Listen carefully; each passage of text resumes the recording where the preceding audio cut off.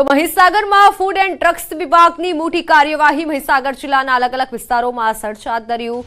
ખાણીપીણીની ચીજવસ્તુઓ સાથે ચેડા કરનારને દંડ ફટકાર્યો। બાલાસિનોર, અંબિકા ફરસાણ સહિત લુણાવાડાના Aadhaar mall, MP beverages, Rajesh and company, Hasmukhlal, Chandulal Doshi સહિત મટનની દુકાનોના વેપારીઓને પણ દંડ ફટકાર્યો છે। વધુ માહિતી સાથે સંવાદદાતા મિતેશ ભાટિયા જોડાઈ ચૂક્યા છે ફોન લાઈન પર। મિતેશ, કઈ કઈ જગ્યાએ આરોગ્ય વિભાગ દ્વારા દરોડા પાડવામાં આવ્યા, શું બહાર આવ્યું?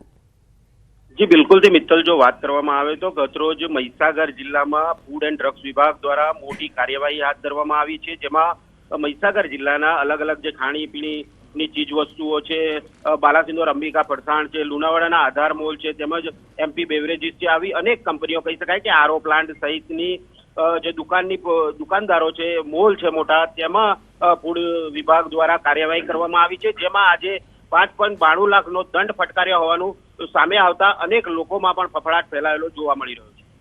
જી બિલકુલ મિતેશ, આભાર માહિતી બદલ। તો હાલ વેપારીઓમાં ફફડાટ જોવા મળી રહ્યો છે, કારણ કે ખાણીપીણીની ચીજ વસ્તુઓ સાથે ચેડા કરનારને દંડ ફટકારવામાં આવી રહ્યો છે અને આરોગ્ય વિભાગ સર્ચ હાથ ધરી રહ્યું છે। વાત રાજકોટની। રાજકોટમાં સિંગ તેલમાં 2 દિવસમાં 50 રૂપિયાનો વધારો નોંધાયો છે। સિંગ તેલના ડબ્બાનો ભાવ 2600 રૂપિયાને પાર પહોંચ્યો। નવા ડબ્બાનો ભાવ શુક્રવારના રોજ 2550 હતો, શનિવારના રોજ 2570 થયો, સોમવારના રોજ 30 રૂપિયાનો વધારો થતા 2600 રૂપિયાએ પહોંચ્યો છે। કપાસિયા તેલ કરતા સિંગ તેલ 1100 રૂપિયા મોંઘું થયું છે।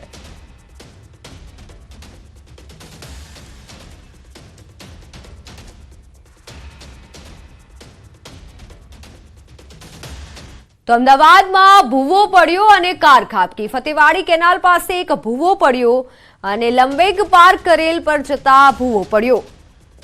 અગાઉ પણ આ રોડ પર ભૂવો પડ્યો હતો, ફરી એકવાર ભૂવો પડ્યો। શહેરમાં દ્રશ્યો સામે આવ્યા છે અમદાવાદના, કે જ્યાં તે ભૂવામાં એક ગાડી પડી હોય તેવું હાલ સામે આવ્યું છે। કાર ખાબકી આ ભૂવામાં। ફતેવાડી કેનાલ પાસે વધુ એક ભૂવો પડ્યો છે।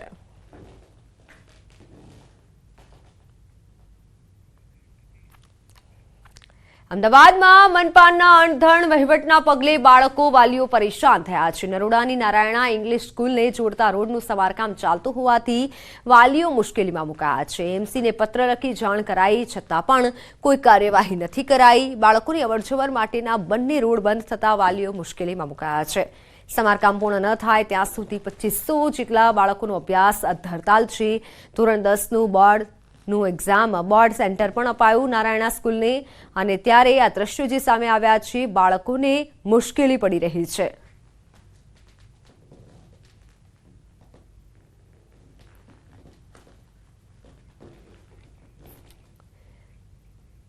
વડોદરાથી મહત્વના સમાચાર। વડોદરામાં થયેલા અકસ્માતમાં આરોપીને છોડાવી દેવાના આક્ષેપો સામે સાંસદ રંજનબેન ભટ્ટે ખુલાસો કર્યો છે। તેમણે સ્પષ્ટતા કરી છે કે તેઓ આરોપીને છોડાવવા પોલીસ સ્ટેશન નહોતા ગયા। અકસ્માતમાં ફરિયાદ થઈ હતી તો પછી તેમને છોડાવવા પ્રશ્ન જ થતો નથી તેવું તેમણે જણાવ્યું છે। મેં કોઈ આરોપીને છોડાવ્યો નથી તેવું સાંસદે જણાવ્યું છે। હું કુશને છોડાવવા નહોતી ગઈ તેવું રંજનબેને જણાવ્યું છે। ઘાયલ વિદ્યાર્થીઓએ ફરિયાદ નથી કરી તેવું પણ તેઓના નિવેદનમાં જણાવ્યું છે। વડોદરાની આ ઘટના કે જ્યાં આરોપીને છોડાવી દેવાના આક્ષેપો થઈ રહ્યા હતા।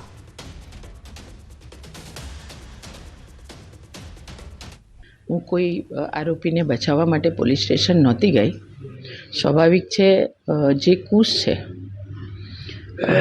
એના પેરેન્ટ્સનો મને ફોન આવ્યો અને હું પોલીસ સ્ટેશન ગઈ। હું સીધી એરપોર્ટથી પોલીસ સ્ટેશન ગઈ હતી, પણ સમગ્ર ઘટના મેં જાણી કે કુશ કરતાં પણ વધારે સામે જે વિદ્યાર્થી મિત્રોને વાગ્યું છે એ લોકોએ પણ ગુનો ઉલ્લંઘન નિયમોનું કરેલું હતું, અને કુશના પેરેન્ટ્સ પણ કે સોસાયટીના લોકો પણ સામેવાળા વિદ્યાર્થી મિત્રો પર પણ કંઈ એફઆઈઆર ન થાય એટલે બંનેને સમજાવવા માટે ગઈ હતી। કુશની ઉપર તો એફઆઈઆર થઈ ગયેલી હતી એટલે એને બચાવવાનો તો કોઈ વિષય નહોતો, પણ ચોક્કસ કુશની બહેનના લગ્ન હતા અને કન્યાદાન કરવાનું હતું, એટલે જે એફઆઈઆર થઈ છે એમાં પોલીસ પોતાની પ્રોસિજર પ્રમાણે પ્રોસિજર કરી અને કુશ માટેની કાર્યવાહી કરીને એને આ લગ્નમાં મોકલે, કન્યાદાન કરીને પાછો આવે. કે કુશ પોતે જ્યારે જઈ રહ્યો હતો ગાડીમાં ફતેગંજ, તો એને જવા માટેનું સિગ્નલ ખુલ્લું હતું, એટલે એ તો રાઈટ જઈ રહ્યો હતો. પણ આ બે જે વિદ્યાર્થી મિત્રો છે એ રોંગ સાઈડ જઈ રહ્યા હતા. એના બાજુનું સિગ્નલ બંધ હતું, એનું પોતાનું એક્ટિવા નહોતું, એની પોતાની પાસે લાઇસન્સ નહોતું. તો વધારે ગુનો તો એ દીકરાઓ પર થાય એવો હતો. એટલે સોસાયટીના લોકો પણ આ વિદ્યાર્થી મિત્રો પર ગુનો ન કરે, FIR ન કરે. સમજાવટથી બંને બાજુ કામ થાય, કેમ કે એ દીકરાઓને વાગ્યું હતું. એટલે મારો ભાવ તો સાંસદનો ભાવ નહોતો, એક માનો ભાવ હતો. સ્વાભાવિક છે, પોલીસે પોતાની જે કંઈ પ્રોસિજર કરવાની હોય એ પ્રોસિજર સાથે જ એને છોડ્યો છે. હું જોડે લઈને નીકળી નથી. મારું પોલીસ સ્ટેશનમાંથી નીકળવું અને કુશને પોલીસ પોતાની ગાડીમાં બેસાડીને હોસ્પિટલમાં, સયાજી હોસ્પિટલમાં FIR હોય એટલે એનું મેડિકલ ચેકઅપ કરાવવાનું હોય, એ ચેકઅપ કરાવવા લઈ ગઈ હતી. એટલે હું એને લઈને નીકળી નથી. મેં પોલીસ પર એવું દબાણ પણ નથી કર્યું કે તમે કુશને છોડી દો. સ્વાભાવિક છે, પોલીસ પોતે જોવે તો જાય, દીકરીના લગ્નમાં કન્યાદાન કરીને કુશ પાછો બેસી જાય, પોલીસ સ્ટેશનમાં આવે, જે કંઈ કરવાનું હોય એ કરે. પણ મારું કોઈ દબાણ નહોતું, હું લઈને નહોતી નીકળી. એટલે આ જે કંઈ વિદ્યાર્થી મિત્રોએ વિડીયો કર્યો છે એ બિલકુલ ખોટો છે. ઉલટા એ લોકો પોતે પોલીસ સ્ટેશનમાં જઈને વિડીયો ઉતારતા હતા, આ બધું કરતા હતા. એટલે એ લોકોને જે કંઈ એ કરી રહ્યા હતા બાળક બુદ્ધિમાં. સિગ્નલ સ્ટોપમાં આ ભાઈ પાછળથી રમાઈને આવતા હતા, લગભગ 70-80 ની સ્પીડ હશે. સિગ્નલ તોડીને ક્રોસ કરવા ગયા, જ્યારે સામેનું બીજું સિગ્નલ ખુલી ગયું, ત્યાંથી એક બાઇક વાળો એક્ટિવા લઈને થોડો ક્રોસ કરતો હતો. આ ભાઈ ઉડાવી દીધા છે બેવને ઉડાવ્યા છે. બેવની હાલત બહુ ગંભીર છે, જેથી મેં ફતેગંજથી એમની પાછળ આવ્યો છું અહીં. પણ આ ભાઈ કોઈ જગ્યાએ સ્ટોપ નથી રહ્યા. તમે તમામ CCTV ચેક કરજો.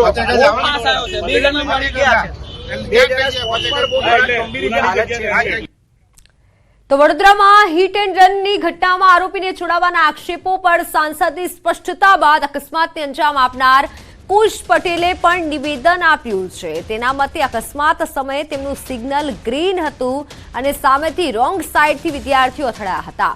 બનાવ બાદ તે ડરી ગયો હોવાથી સ્થળ પરથી જતો રહ્યો હતો.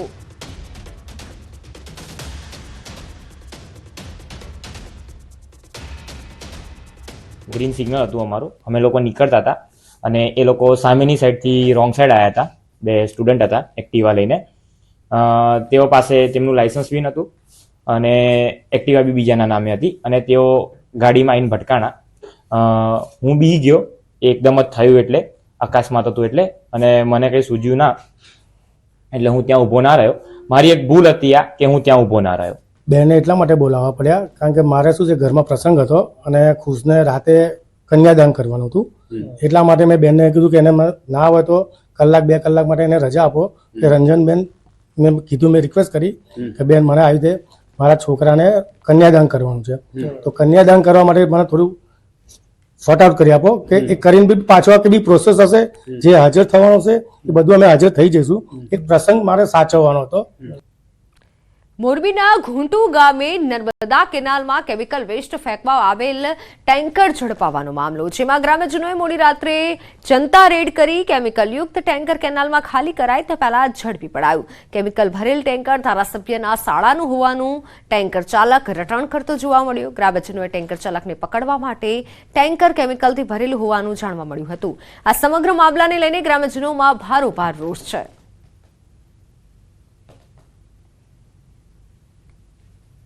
કે રાતે 12 વાગે મને કોન્ટ્રાક્ટરનો ફોન આવ્યો કે અમારું ટેન્કર ખાલી છે અને રોડ ઉપર માણસો હેરાન કરે, તેનો ડ્રાઈવર કંઈક વયો જ હોય છે.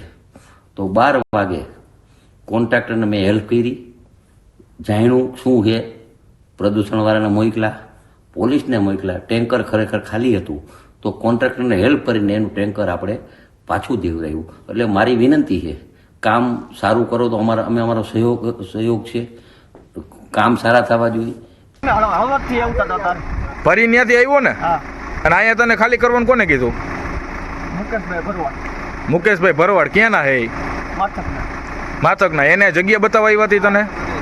હે? અને ટાંકો કોનો હે? ભરતભાઈ કોણ? કાંતિલાલ અમૃતિયાના શાળા એમનો ટાંકો હે આ. તો લોકસભાની ચૂંટણી પહેલા અમદાવાદ કોંગ્રેસમાં બદલાવ જોવા મળ્યો છે. અમદાવાદ શહેર કોંગ્રેસ સંગઠનનું માળખું વિખેરાયું છે. જૂનું માળખું વિખેરી નવા હોદ્દેદારોની નિમણૂક કરાશે. નવા હોદ્દેદારોની નિમણૂક માટે 16 વિધાનસભા બેઠકના પ્રભારીઓ સૂચન કરશે. આગામી દિવસોમાં અન્ય શહેર અને જિલ્લાના માળખાઓમાં પણ ફેરફાર કરવામાં આવશે. શહેર કોંગ્રેસ વોર્ડ દીઠ 2 પ્રમુખ બનાવશે. વોર્ડનો વિસ્તાર મોટો હોવાથી આ નિર્ણય લેવાયો છે. વોર્ડ 2 ભાગમાં વહેંચવામાં આવશે. જ્યારે જિલ્લા કોંગ્રેસમાં ફેરફાર થયો છે. ચૂંટણી પહેલા અમદાવાદ કોંગ્રેસમાં બદલાવ આવ્યો છે. અમદાવાદ કોંગ્રેસ સંગઠનનું માળખું વિખેરાયું છે. લોકસભા ચૂંટણી પહેલા અમદાવાદ કોંગ્રેસમાં મોટો બદલાવ જોવા મળશે. નવા હોદ્દેદારોની નિમણૂક કરવામાં આવશે. અન્ય શહેર જિલ્લા કોંગ્રેસમાં પણ ફેરફાર થશે. વોર્ડ 2 ભાગમાં વહેંચવામાં આવશે, કારણ કે હાલ જે વિસ્તાર છે વોર્ડનો તે મોટો હોવાથી આ નિર્ણય લેવામાં આવ્યો છે. અન્ય શહેર અને જિલ્લાના માળખામાં પણ ફેરફાર કરવામાં આવશે.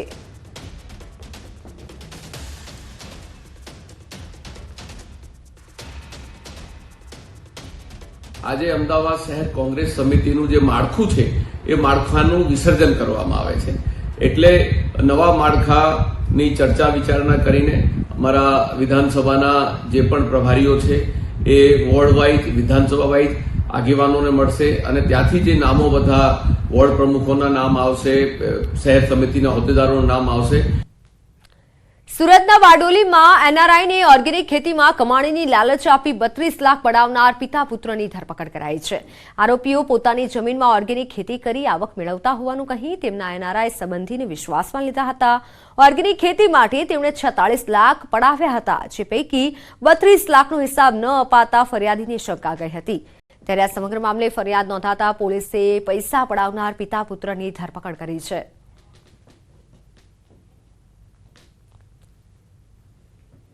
કોઈપણ જાતનો હિસાબ ન આપેલ, તેમજ જે ફળફળાદી એમના ખેતીમાં વાવવાના હતા અને ઉછેર કરવાનો હતો તેનો પણ કોઈપણ જાતનો ઉછેર ન કરી તેમની સાથે વિશ્વાસઘાત કરેલો હોય તે બાબતની તેમને વિગતવારની ફરિયાદ આપેલ.